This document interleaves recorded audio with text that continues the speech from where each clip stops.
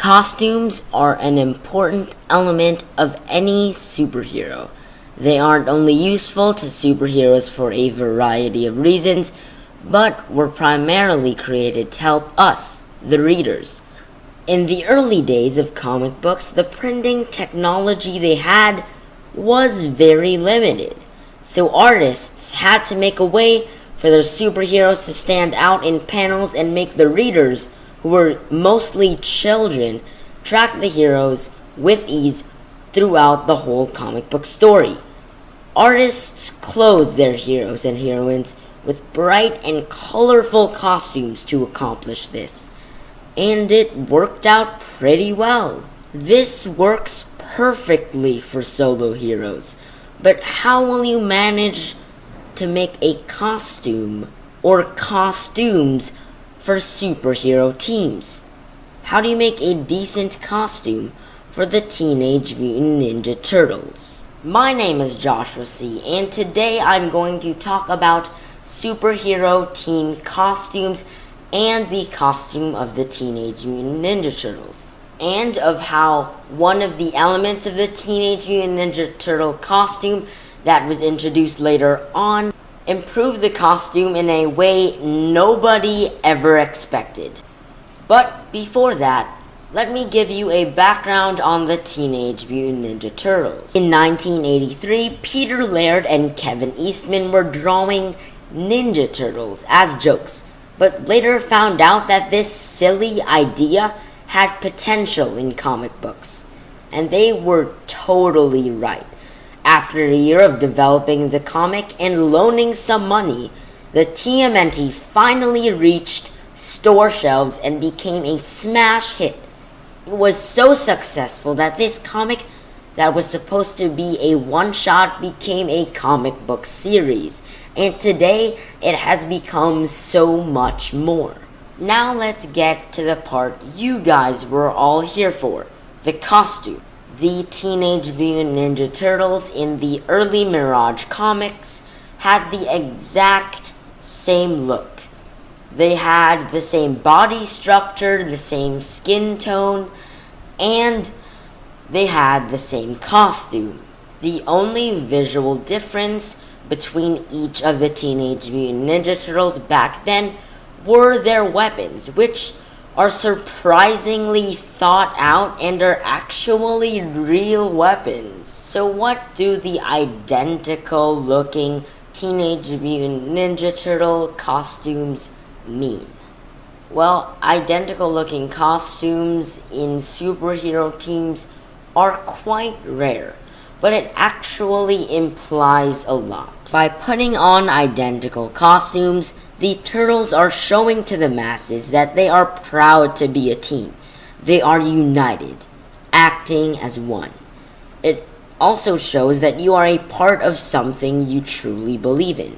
Wearing identical costumes can also help you, the citizens, and the bystanders, because by having a team uniform, your team can easily be recognizable by the public and everyone will know that they are in good hands. It also shows how ninja-like these turtles truly are, because infiltrating an area while wearing the same costume is a technique that ninjas use to confuse their enemies and make them unable to discern how many ninjas are present.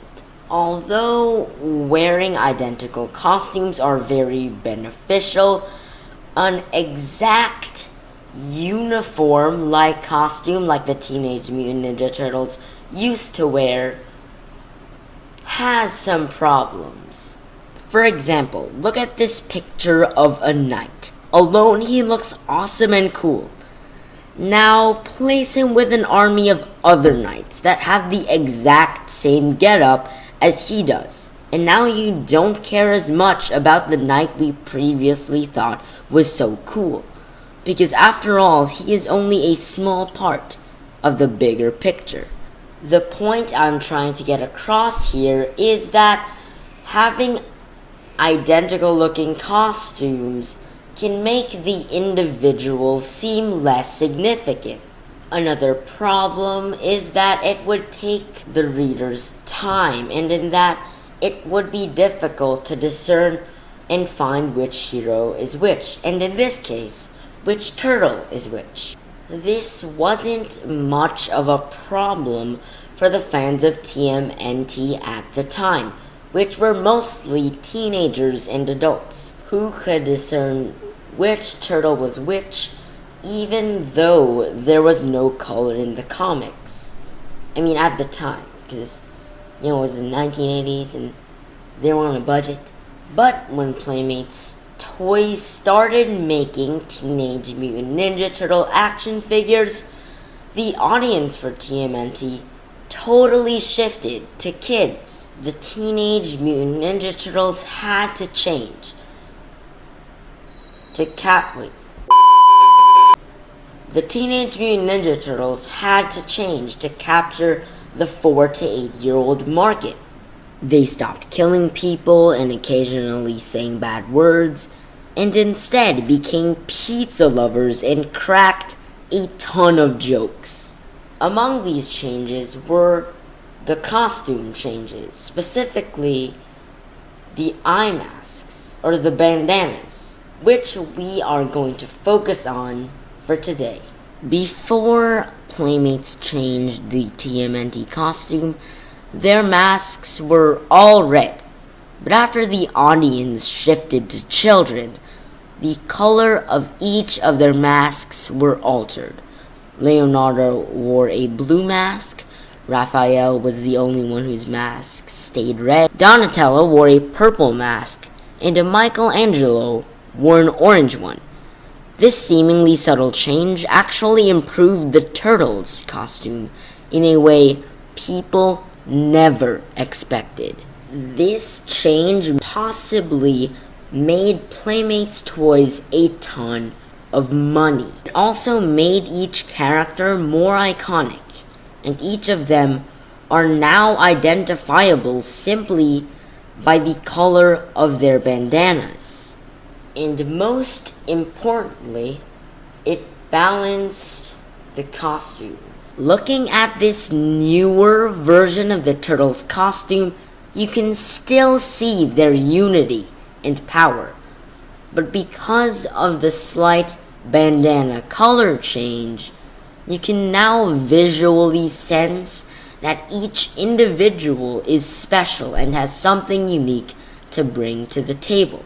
Even Splinter in the 5th issue of IDW's TMNT series supports me in this, while giving his sons their new colored masks. Splinter says, quote, "It is time for you to display your true selves. We are a clan, and yet we are individuals, possessed of unique qualities that should never be forgotten." End quote.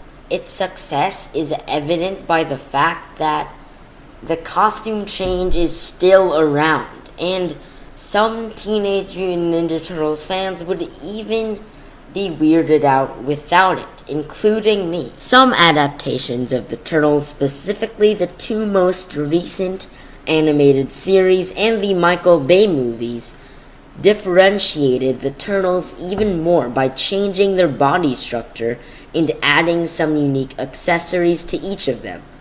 Although some adaptations of the Turtles make each turtle even more distinct, the comics, on the other hand, have been pretty consistent with their appearance. The only difference in the IDW series, I believe, is that Michelangelo's skin tone is slightly darker than the rest of the Turtles. And that's basically it. This is probably because many comic book fans, including me, are quite receptive to change. But the fact that comic book fans preferred and embraced this costume change to the Turtles later on just shows how legendary this design change was.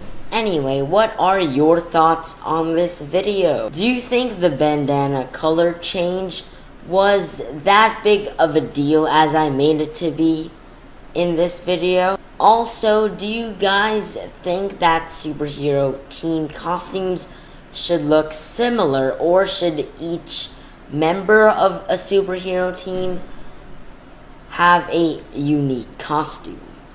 Or do you like a balance? If you have a strong answer to my questions earlier, or have a reaction to this video, please comment down below because I would love to hear it. Also, I will try to make more videos next time as fast as possible. So if you want to see when my next video is going to be released, please hit that subscribe button and the notification bell. And if you like this video, you could also like it. And if you don't, you can dislike it. My name is Joshua C, and I will see you in the next comic book video.